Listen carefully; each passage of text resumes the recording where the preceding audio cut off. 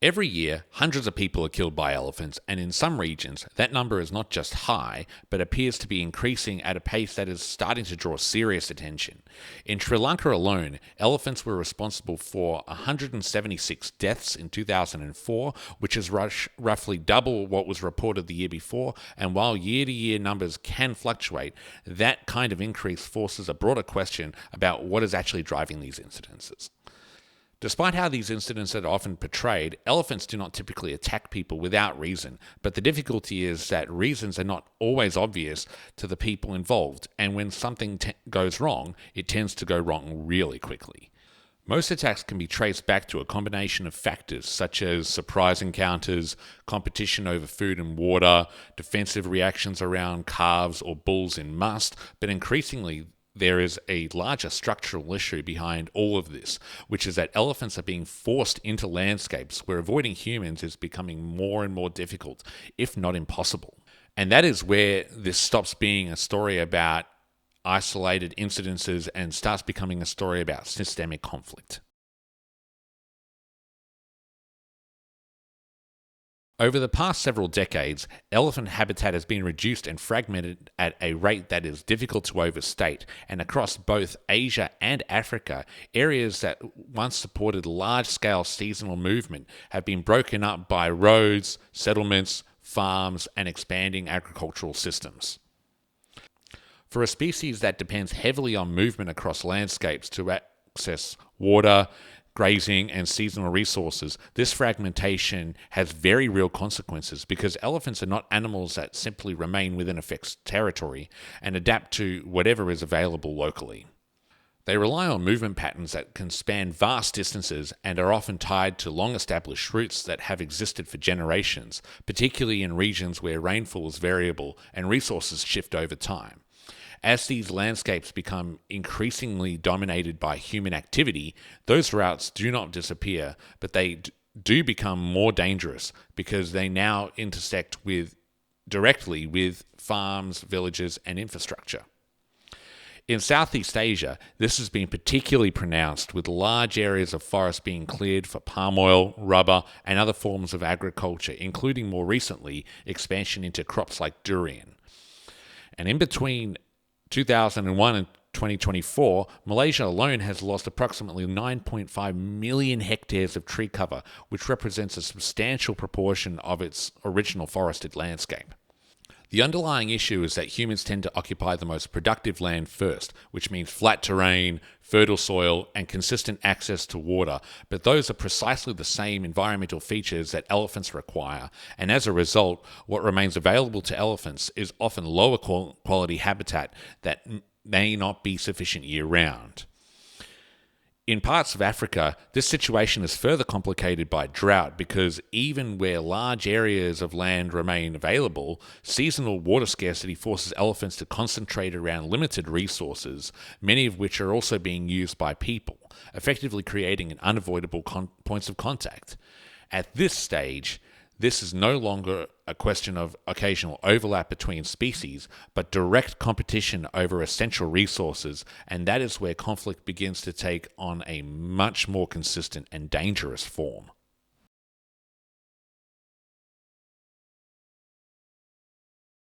Few factors drive human-elephant conflict more consistently than food, because once elephants begin turning to agriculture as a reliable source of calories, the interaction shifts from occasional encroachment into repeated and often deliberate behaviour.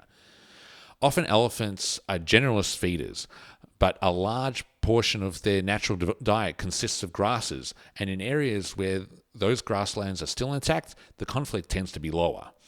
The issue is that many of those areas have been converted into farmland, which reduces forage while simultaneously introducing crops that are far more attractive from an energy standpoint. Crops offer higher nutritional value, are easier to access, and are also far more predictable than wild food sources, which means that once elephants start feeding on them, they are not just supplementing their diet, but often making a more efficient choice. That is where problems start to escalate, because a single elephant can destroy an entire field in one night, and for a farmer that is not just a minor loss, but something that can wipe out a significant portion of their livelihood. What makes this more complicated is that elephants do not always behave randomly when it comes to crop raiding, and they can develop very specific preferences based on experience. There was one elephant I encountered multiple times whose ID ended in 007. I ended up calling him James Bond. He actually was really easy to recognize because he had two tusks. One was kind of pointing out, and then the other one was pointing down. And so you knew exactly which animal you were going to be dealing with. And he had really, really particular habits. He showed little interest in most crops, but he would repeatedly target pineapple. And once he started doing that, he pretty much just ate only pineapple. One incident that stood out in my memory with 007 was after he cleared a whole bunch of pineapple behind my house and then started moving into town, probably looking for more pineapple. So what I did was I decided that we couldn't have him moving into town and causing more issues. So I moved around the outside of my house and into the direction that he was actually heading. When I confronted him and told him to move back, he actually did. He recognized my voice in particular and responded to it, which is something I'd seen him do before. And the key difference is that he did not associate me with sort of direct contact. Unlike a lot of the local guys who would throw things at him and try and escalate the situation, I just used my voice and was often quite calm, but very assertive. Even though James Bond did this, he was one of the few elephants I would trust, and definitely wouldn't try this same tactic with any other elephant because likelihood is that I'd be turned into a pancake. So this interaction says a lot about how elephants process encounters, because he was not just reacting blindly. He understood the situation well enough to change what he was doing, which reinforces the idea that crop raiding behavior is not just instinctive, but often learned and shaped by repeated interactions with people. In Poskamar, this can go even further, with elephants breaking into houses to access stored food, sometimes even while people are inside, which shows quickly that the boundary between human space and elephant space can break down once behavior starts to become established.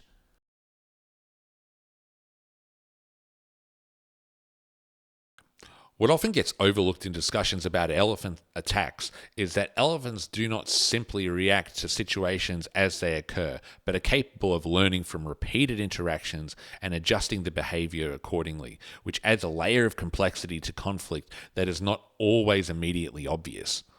Elephants have strong spatial memory, can recall locations and routes over long periods, and are capable of associating experiences with specific outcomes, which means that negative interactions with humans, such as being harassed, injured, or repeatedly confronted, can influence how they respond in the future. Some individuals may become even more cautious and avoid people more effectively, while others may become more defensive or even willing to take risks if those risks have previously resulted in successful access to food.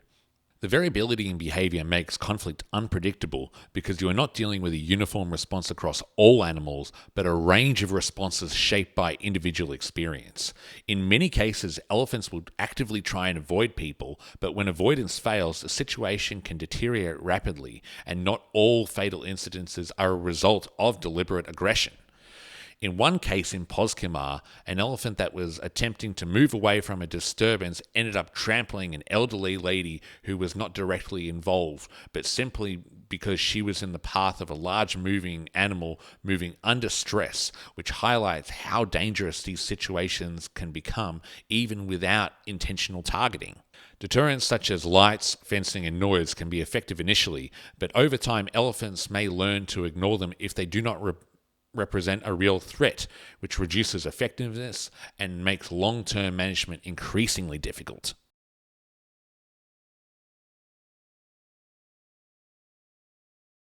One of the most overlooked causes of serious attacks is the simple fact that many encounters begin as surprise encounters where neither the person nor the elephant intended to engage, but both are suddenly forced into a situation where they have to react immediately, often in very, very little time to assess what is actually happening.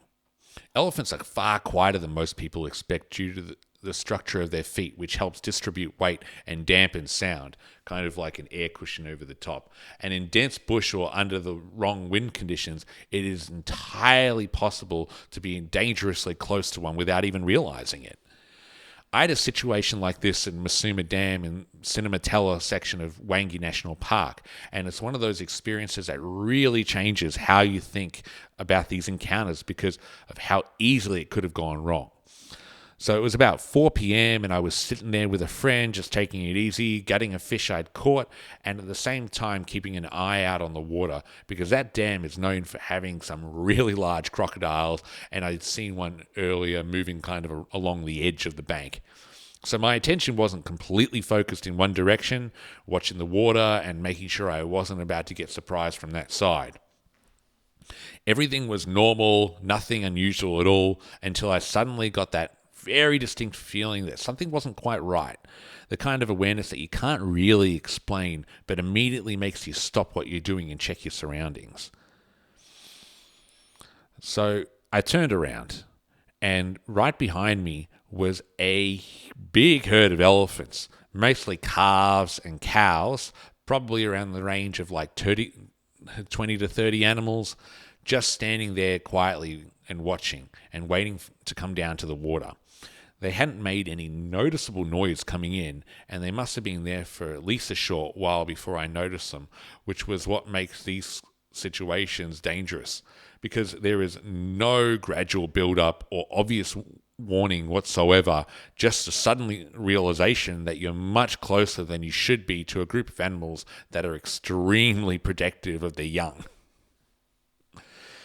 So I paused for a moment, and then just dropped what I was doing and slowly moved off to the side towards a cluster of rocks to give them space.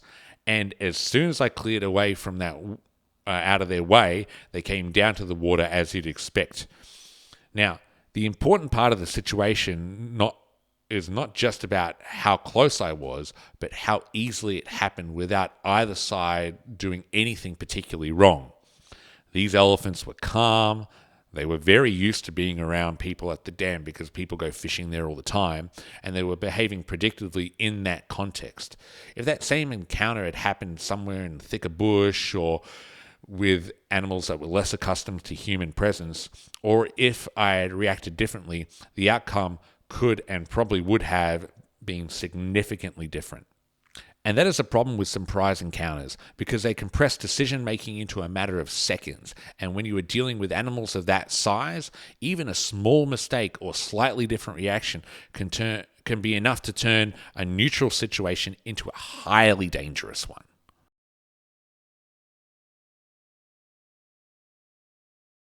The human side of this conflict is equally important because people are not just simply passive participants in these encounters, but often influence how they unfold through their actions, decisions, and sometimes their lack of understanding of the risks involved. In some cases, this is driven by necessity, particularly when people are trying to protect their crops or property that their livelihoods depend on. But in other cases, it comes down to just poor judgment or understanding that the danger posed by elephants.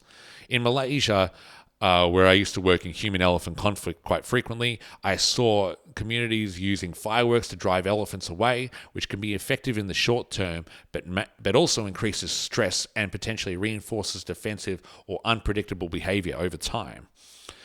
In Africa, I've seen situations where people place themselves in extremely risky situations and positions, such as leaving vehicles in areas where elephants are often present, often without being aware of nearby herds or calves. One case in Wangi involved a man who'd stepped away from his vehicle while his group had been drinking, and although he had no intention of putting himself in danger, he was unaware that a herd of calves and mothers were nearby. And when a female perceived him as a threat, the result ended up being fatal. Top of this, many villagers who are killed by elephants are actively attempting to defend crops using methods such as shouting, throwing objects, or approaching too closely, which from a human perspective is understandable, but from an elephant's perspective can be interpreted as a direct threat. That mismatch in perception is a major driver of conflict escalation.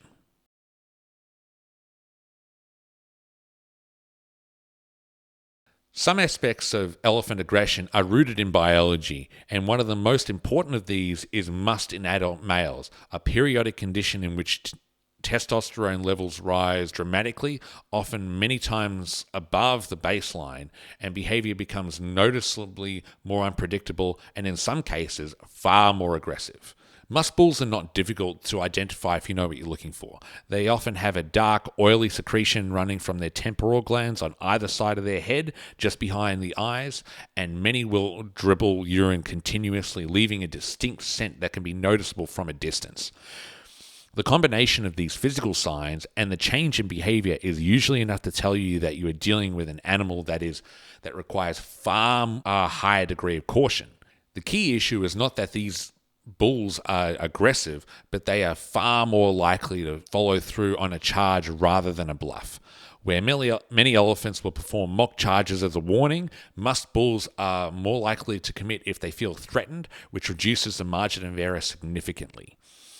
I was told about a case in Wangi National Park that illustrates how quickly things can go wrong in that context. So a guide and a tourist were sitting in a hide near a waterhole, and last light, which is a very common setup in that area. A large bull in musk came to drink alone, which is not unusual, but it immediately changes the level of risk.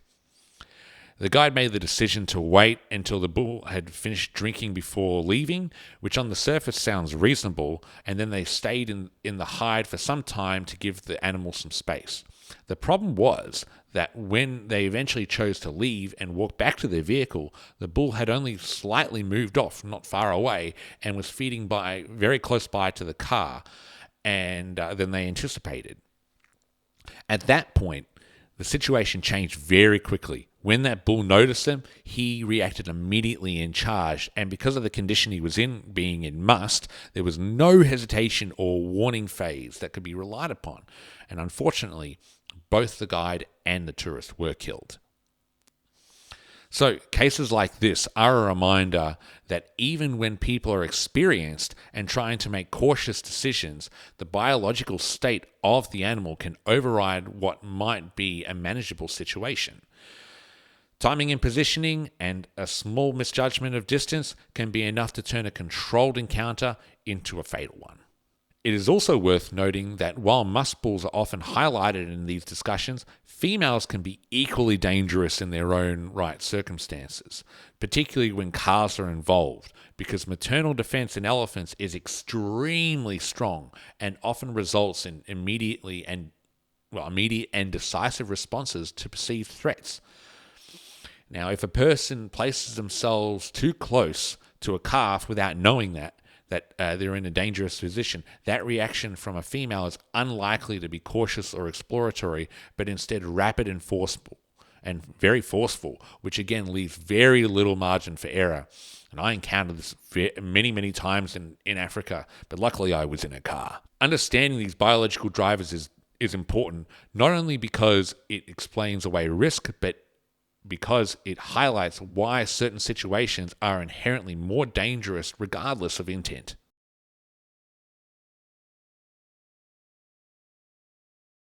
Elephants continue to follow movement routes that have existed for generations, but as human development expands into these areas, those routes increasingly pass through farmland settlements, creating repeated points of conflict. When elephants repeatedly encounter crops along these routes and successfully access them, the behavior can become reinforced over time, leading to individuals that return to the same area again and again and again. This is how so-called problem elephants emerge, not as inherently aggressive animals, but as individuals whose behavior has been shaped by repeated exposure to human environments and consistent rewards from crop raiding. If those interactions also involve harassment, injury, or failed deterrence, the situation can escalate further, with both humans and elephants adapting their behavior in ways that could increase the likelihood of conflict. At this stage, the problem is no longer isolated incidences, but a feedback loop that provides that becomes progressively more difficult to manage.